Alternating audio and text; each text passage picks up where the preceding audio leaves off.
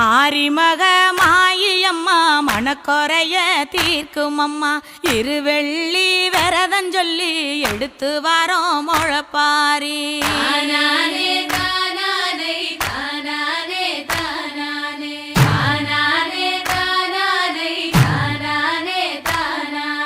காத்து மட்டும் வந்து போகும் கட்ட பொம்மை கோட்டை போல வெயில் பட ஓல பின்னி விதைச்சு வச்சோம் முழப்பாரி